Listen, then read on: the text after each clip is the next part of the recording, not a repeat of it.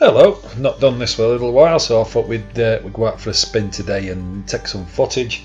And you might have noticed the bike I'm on is not one that it's not a Himalayan for certain. It's not a CRF. That's because I've had a bit of a change. So the CRF have been sat in the garage for ages and ages. Because whenever I go off roading, I tend to go with Tony, and so I take the Himalayan. And my daughter, who used to come off roading with me and ride the CRF, didn't really bother anymore. So I've changed it in. So I've changed it for a Moto Guzzi Nevada, which is a 750 cruiser. So since I bought it yesterday because I tried the CRF and I thought, it's an excuse to take it out. So I organised Tony. I said, come on, let's go out for a spin. And Tony come to my house and he come in his car. So that was going to be interesting. But he did have the foresight to bring his motorcycle gear. So I said, tell you what, you go on the Himalayan, I'll go on the Guzzi, and we'll have a ride out and see how we get on. And it looked a bit nice when we set off. The sun was out, a little bit of rain, not too much, you know. It looked like it might have one or two showers. So we said, come on, we'll have a go, why not? It's better than sitting in the house, isn't it? Wet, rainy Sunday, what do we want to do?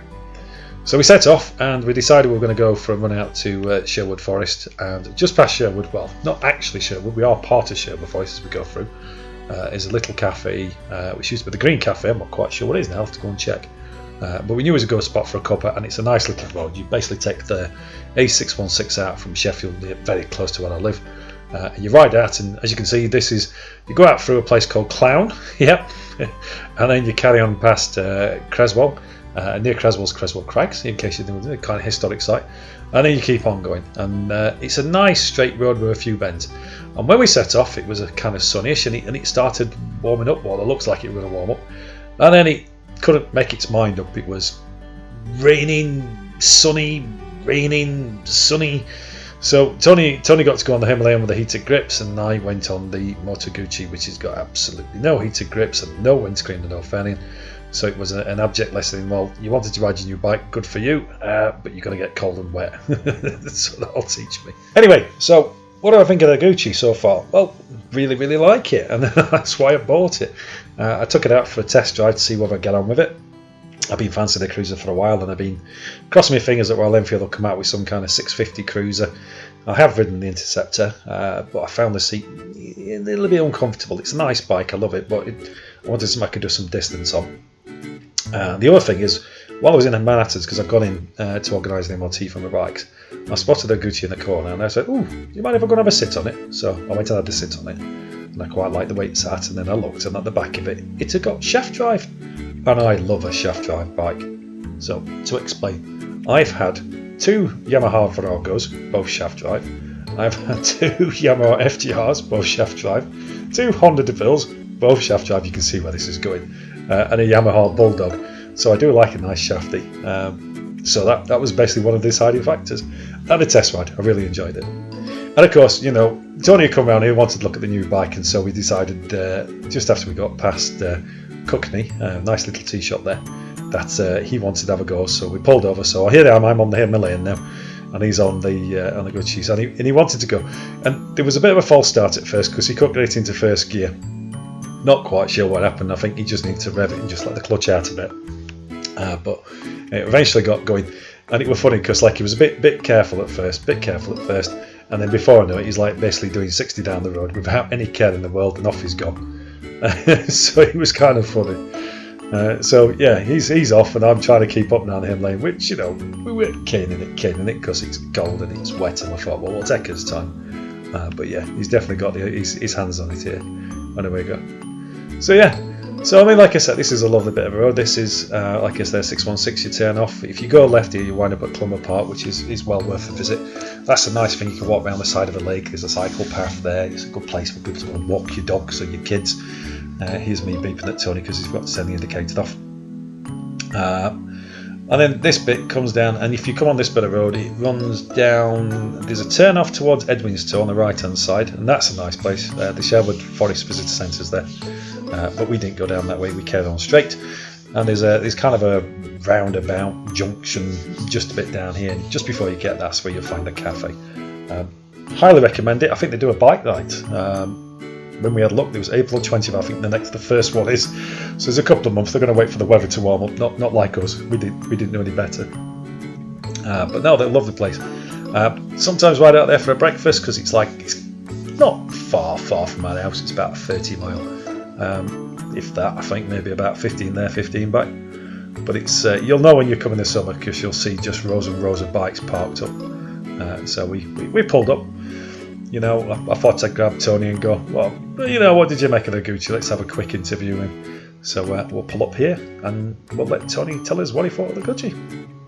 Really and you've just ridden the Guzzi, haven't you? How do you find it? Alright, first, second and third a bit sort of tight and a bit clunky, but after that, you well got it, really pulls quite okay. I'm gonna say, bit of trouble getting into first gear though. Oh yeah, oh my god. You and me both. Yeah. I didn't think we were going to get set off, and when we pulled off, like, so this is a bit hairy. It's going out of gear all the time. I think as well, I've got big boots on which don't help either, so I've got to get around that big leg thing. Yeah, I couldn't ride it. I had my big boots on yesterday, it weren't happening, so. If I had smaller boots on, I'd probably be alright with it, so. Well, here we go. So when it gets nice, you ride it in these trainers, isn't it? I've done that before. We're not going off-road on it though, are we? No. No. Maybe not this year.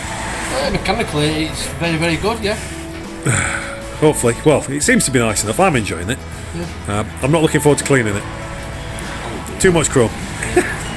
Himalayan definitely aren't being washed. Mine Himalayan needs washing as well, so. Yeah, seems like a plan, doesn't it? Right, let's have a cup of tea. There we go. Nice cup of tea. As is normal. And then we'll go and find, well, chip butty when it comes out. Chips and cheese. You're getting more cheese than me, because I'll grumpy. Well, I left him a tip. Yeah, because I'll grumpy. Yeah, no, I'll get... Tight, yeah, I will. I see, they know, isn't it? Oh, God. And look, just in time, it's raining again. It can't make its mind up. It's like sun, and then rain, and then sun, and then rain. Miserable. It's because I bought a new bike. If I'd bought a bike, it'd have been glorious today. Yeah. Typical, innit? All right, let's have a couple of something to eat. So yeah, the big thing he was remarking on is the engine, which is transverse. It sticks out the sides, so he couldn't get his foot past the engine to the gear lever, which I'm not entirely certain is quite correct. But he's got the same problem I've got. He's got big feet, so I think the gear lever is designed for little Italian feet, and it might need adjusting for me and my size 12s and Tony and his size 11s. But yeah, as you can tell, like it was wet, it was dry, it was wet, it was dry, and we were just hoping we could get out of it for long enough to kind of get a bite, because by the time we'd had a cup of tea and we were sat outside there, it was a little bit nippy. You know, me and Tony are not averse to going out in the cold and the wet, but yeah, that was a bit too cold even for us. And then, of course, now the Himalayan, by the way, is on my bike, my Himalayan, not his own. And on the way back, it's a nice straight road, and he's decided that he was round this car. Now, I told him if he could not go too crazy, because I've not really got used to the bike yet, you know, and it's the tyres are fairly new. It's not done a lot of miles, so I'm like, please don't go crazy, Tony. Please don't go crazy. He'd gone. He was round this car. He was off. So then I had no choice. I had to try and catch him up. So well, I got this Audi up my arse, but I thought, right, nice and straight. I'll open up and see how we get on. So we definitely made a bit of progress here. Of course, once we got past that car, it was like, at this point I think I went, yeah, this bike definitely needs a windscreen. I'm so used to the Himalayan and the GS of the screen, of course, the CRF had a screen on this as well.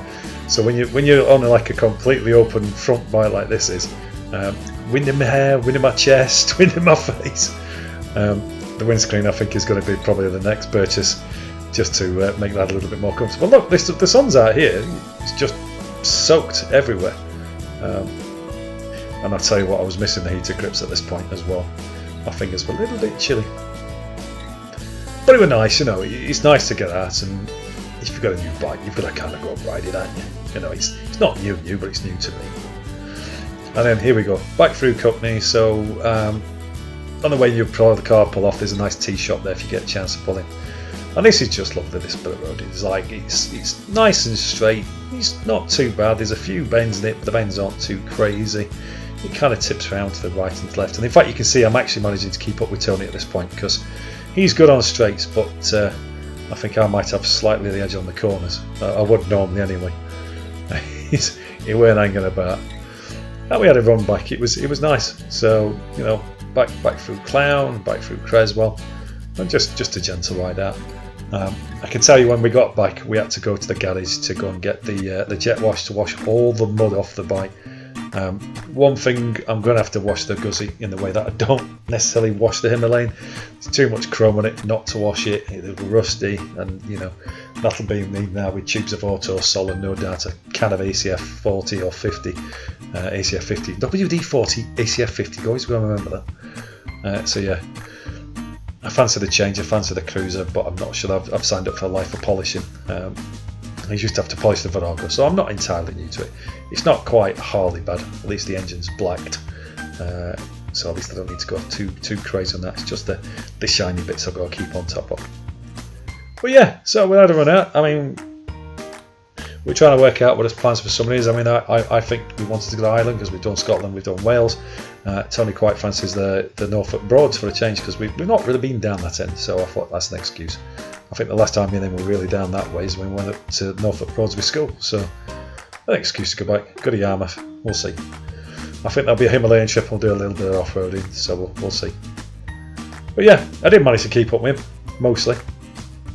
The battery went flat on my camera just after these couple of bends, so there's not much more, but it's just as well because you'd have seen the near miss and emergency brake I had to do with some guy in a 4x4 decided he needed to turn around right in the middle of the road right as I was approaching him. So that's it.